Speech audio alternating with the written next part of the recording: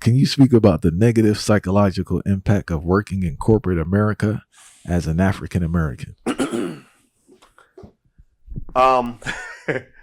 Okay, so the corporate plantation is probably one of the reasons why black people die earlier than everybody else, especially black men. You're not supposed to, on a daily basis, constantly, consistently go into an environment where there is that much hostility and negative energy. That will affect your soul. It affects your body, physically, mentally, spiritually, everything else. And we don't think about that enough because we are so accustomed to it. But again, because my wife is a therapist and she tells me things, one thing that I concluded is that the relationship between black people in corporate America is like a really bad relationship, a really bad marriage. Like you need each other and you stay together, but it's incredibly toxic. And one thing about bad relationships is that the studies actually show that if you're in a relationship where your partner has contempt for you over a long period of time, that will kill you. People die earlier when their partner just has contempt for them. So you're going into this environment where you're not comfortable, you're not happy, they're not happy with you, they're complaining about you, but then you consider yourself lucky because at least you got a job. A lot of us don't even get the job or can't, we get fired on our day off, but you're there and your partner, you're in this economic relationship with this company and in this heavy codependence, and they have this constant contempt for you. Well, that's not good for you. I one time there was a guy that I talked to who was a banker. Now, he's one of those educated Negroes, right? I used to believe the myth that if a black man gets education, all that life gets so much better. I had a whole PhD, and I still saw the same thing that I saw when I worked at Taco Bell. And so this brother who's a banker, he tells me, he says, Dr. Boyce, he talks about how hard it was at his job. He said, man, they would treat me so bad and I was so stressed out. And I'd heard that a lot, from lots of people. And he said, so eventually I got fired. And he said, that was the best thing that ever happened to me. He said, now I'm okay. And I said, you are? I said, so really tell me about that. So he said, well, let me show you. And he went upstairs and he came down with this big old bucket of pills. He had to take about 8 different types of pills just to maintain his mental health. And I said, wow. And I remember when I saw that big bucket of pills, I said, I don't want to ever be in this situation because the stress from his job had harmed him psychologically to the point where he said, I was literally emasculated. He said, my testosterone had dropped to the level of almost like a woman. He said, I couldn't get it up for my wife. I was sleeping all day. And I said, wow, so they really emasculated him. Like, and this is what happens all throughout this country. So the rule I have for all black people, this is very basic. Every black child in America needs to learn how to start a business by the age of 12 as an emergency strategy in case they get sick of the corporate plantation and they want to have options. This is not just important for your own mental and physical health, but it's also important for your family. If that job doesn't want you anymore, and then you suddenly believe you're worthless and you're not productive for the family anymore, well, now your children suffer. So I say to people, look, if you don't want to do it for yourself, at least do it for your damn kids. Because you can't tell your 5-year-old son, well, son, we can't eat today because the white man ain't hiring. How's he going to look up to you and admire you if you're talking like that? How's your woman going to respect you as a black man when you're talking about, well, the reason I can't feed you is because that man won't take care of me? Well, she don't want to be with you. She going to want to be with him. She's going to want to go to the source. She'll cut out the middleman. So I just think that black people, period, but really black men, I don't think any black man with any level of intelligence should be spending his whole life just working for other people. I don't think that. I think that as black men, it is absolutely essential that we learn how to build things and create things of our own, because I don't think we're welcome in those other institutions. It's a tricky situation, right? I hear what you're saying, but it's unrealistic due to the climate that we're in, right? Now, we do encourage more brothers to go out and do their thing, and that's what we hope for. But the average person can't even function on a regular job, better yet, be independent and do that. It's just the reality of it. No disrespect to people, right? I think we need to have more institutions and more support systems to train and teach people, to encourage them, to give them the courage and confidence that they need. One of the things also that with this corporate structure I find is that I think a lot of the frustrations people have because they don't understand nepotism and they don't understand it's not their system. So, for instance, I think when you going understanding the system, you can minimize the stress despite it being in a wrong, effed up situation, right? And that's what I mean by that. You hear the complaint in regards to a person didn't get a promotion or this and that, but bro, it's not your company. And people take care of their own, right, as a natural human being. That's true. You know, so I think if you're going with that mind frame, one, you can limit the amount of energy you're putting in that job. And kind of, I always tell people to split their energy. Sometimes they're giving too much ideas and too much energy to other people. So I always tell people you should have energy when you leave your job. You shouldn't be exhausted. With that excess energy, you can create something outside of that job. And you have to have a realistic expectation for your job. This man is not going to put you next to him as some CEO or CFO, unless you're some crazy talent. If you're that talented, you need to be doing it on your own. You know, so I think that expectation can minimize the stress and psychological torment people think. I think you're 100% correct, right? And actually, it sounded like we disagree, but actually we agree 100%, right? Yeah, I don't think that every person needs to necessarily be an entrepreneur, but I think everybody should own something that is theirs, other than a job. You don't own that job. That's not your job. When you die, they're not going to pass that job to your children. You'll die at your desk, and they'll replace you within a week. So while everybody can't run a business, everybody should own a piece of some sort of business that just belongs to them. So that could be a side hustle that you have that adds 20% a month to your income that you do with your family. That could be just owning shares of stock. People don't understand, when you buy stock, you own pieces of those businesses. If I want to be in business with McDonald's, I can go buy McDonald's stock right there on my phone app. And just implementing that into your culture, I think is important. Now, your other piece there about having realistic expectations, I think it's important. That's very important, because that, in my view, connects to the illusion of racial equality. This false idea that we're fed as children, that's a complete myth, complete lie, complete fairy tale, that somehow your black ass can walk into a company with the same credentials as the white guy and get treated just like you were white. And then you come in there and you expect that. You think, okay, I got the same degree. We both went to Duke University. We both have MBAs. So my career path is going to be just like his. No, it's not. Because human beings inherently support people that are similar to themselves, right? So for example, you're not going to come into a business that I run as somebody that I can't relate to, who's not in my family, who's not in my culture, and really think that you're really just going to blend in and get the same opportunities I might give my kids. That is an absolute fantasy, right? So ultimately, I think that those realistic expectations and understanding that, sure, you can connect it to racism, but not in the way that you think. Some people say, oh, they're racist because they did this to me, that to me. No, there's racism still there. It's just not, but that's not it. What you're seeing there is nepotism or favoritism or just the fact that we like similar people. The racism comes into play in the sense that this society is so structurally imbalanced that white people have been given all the capital, all the resources to run all the businesses. So their cultural norms, values, and preferences take precedence over ours. So I come in as a black man who's just as intelligent as a white guy. My ideas are just as good. I would put my brain up next to Elon Musk any day of the week. But Elon Musk can go raise $20-30 billion to go buy companies. It would be harder for me to do that as a black man. And that's where racism steps in. And this is the structural higher level racism that I want people to focus on, not just getting caught up in, oh, he didn't like me because I'm black. Yeah. Who cares if he likes you? Don't nobody like you. Yeah. You need to like yourself. Your mama likes you. God likes you. And hopefully, if you're lucky, you got family and culture around you that likes you. That's all you're going to get. When you spoke about adding a side hustle, another form of income, that's very important too in regards to protecting yourself from inflation. This is another complaint I hear from people. They complain about this raise, bro, right? They always complain about this raise. And it's like, all right, you've been there for a while. They haven't given you a raise. Even if they do give you raises, BS. Why don't you take control in regards to hedge yourself for inflation and just have something else coming in? It doesn't have to be a brick and mortar. Everybody think this side hustle has to be this great big production. And there are a lot of ways to bring in an extra 100 or 1,000 in just by using your brain and putting in some time.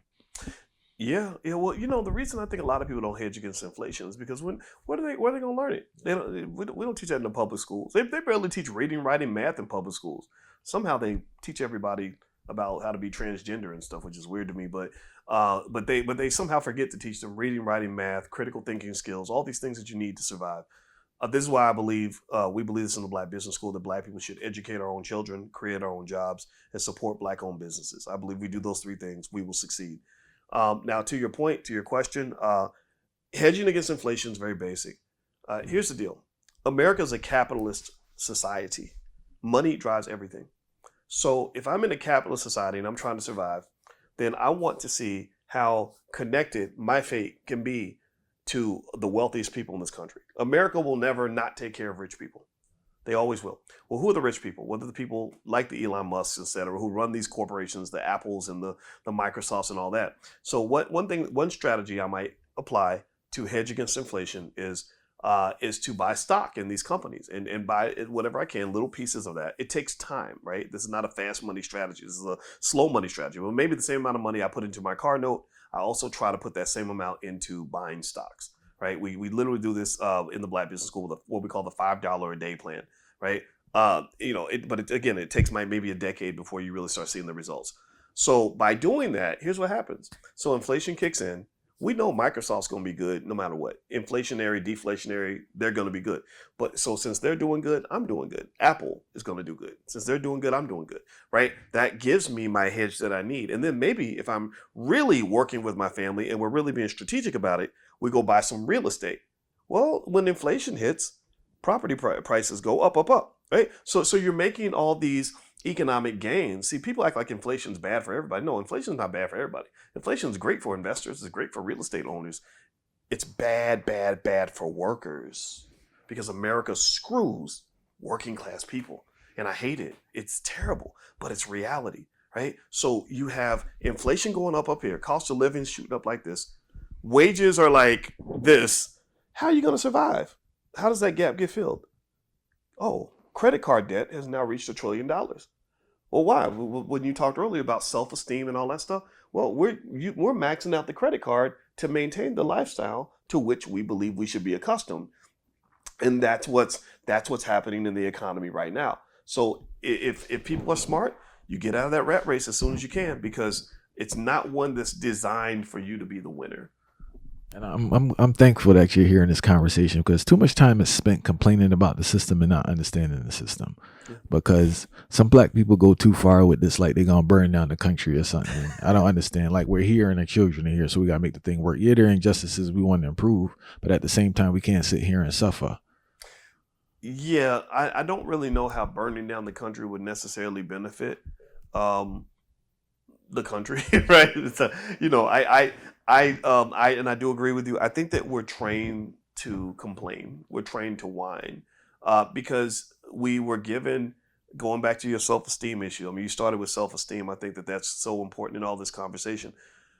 You started off as a child being trained that you're powerless and that your existence is pretty much worthless unless someone either gives you some power or they acknowledge you and validate you, right? So as a powerless person, then I see a problem. I don't think, how do I fix that problem? I'm thinking I need to whine and scream about that problem, and then somehow that's going to make the problem go away.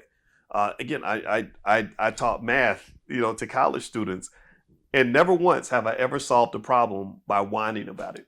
That just does not work.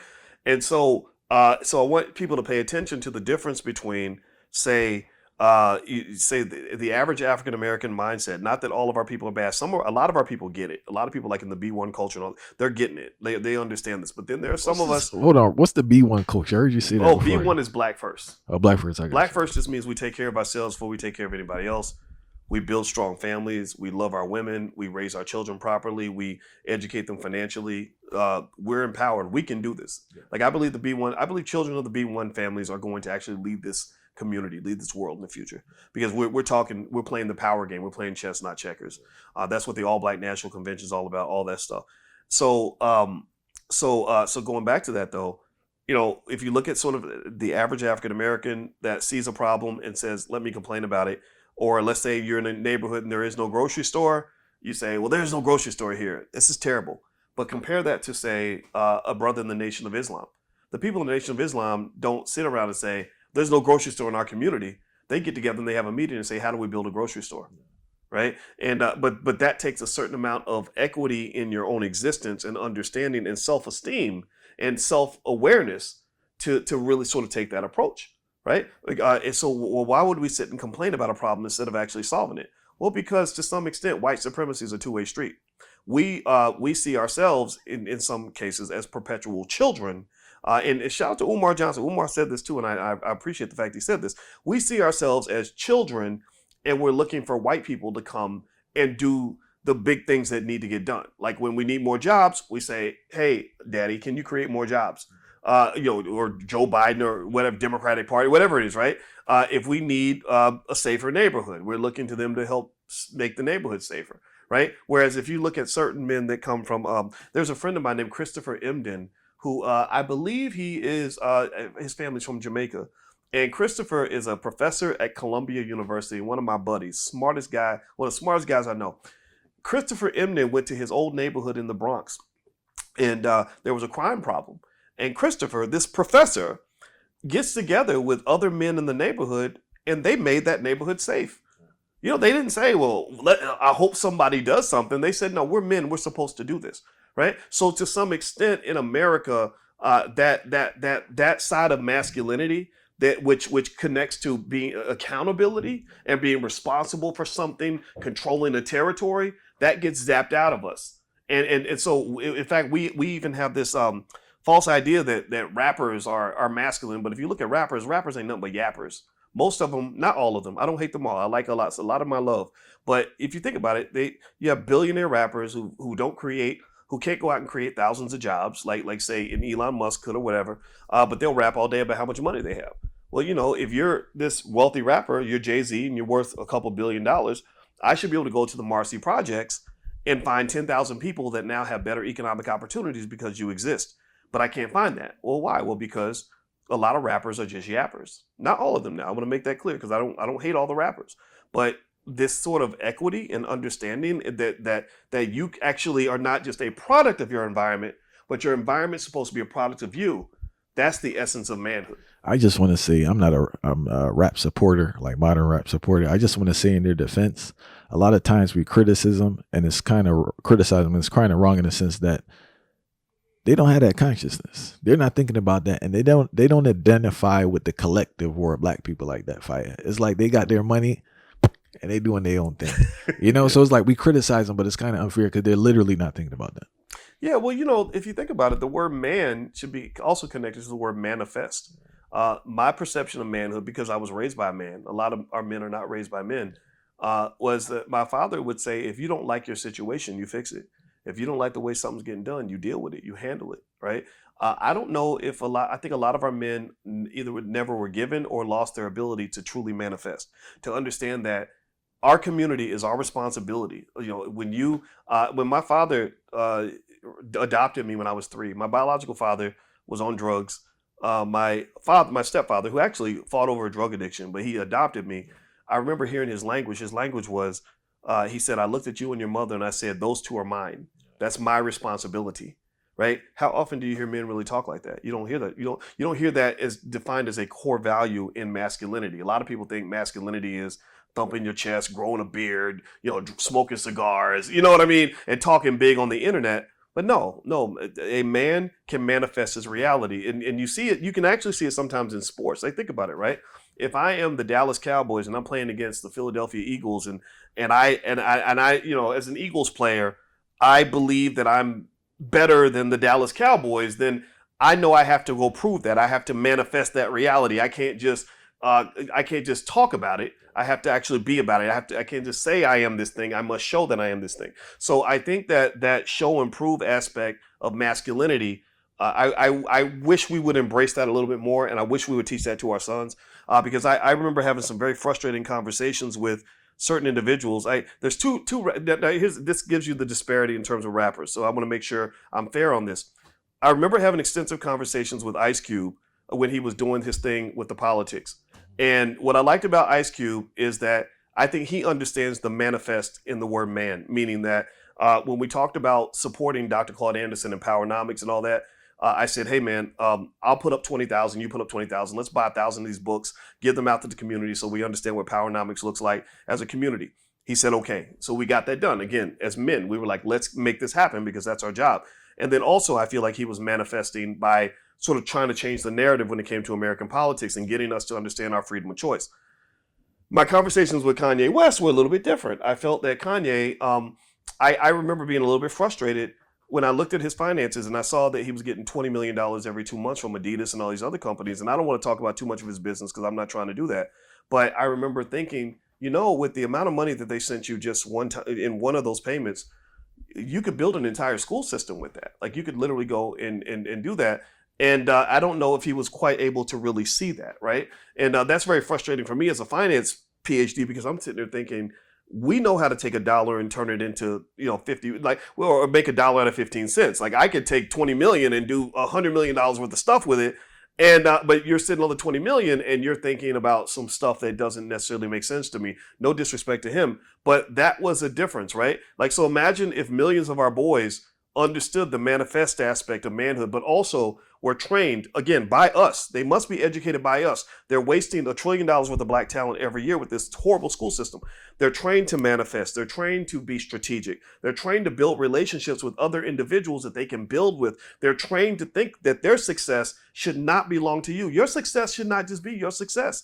Who cares? Because your success will die with you. But if you really want to have a legacy, if you really want to live forever, then what you think is, okay, as a man, because I'm now the king, I'm the winner, I'm the successful, my goal is to multiply that and create structure so that I can help as many people as possible become as great as I am. And then when I die, I still get to live forever because that energy, that spirit, that manifestation has impacted so many people. This is what I think about every single day, and not that I have it all figured out. I ain't no perfect guy, but this is what I believe because I've seen it work, and I want this for our people.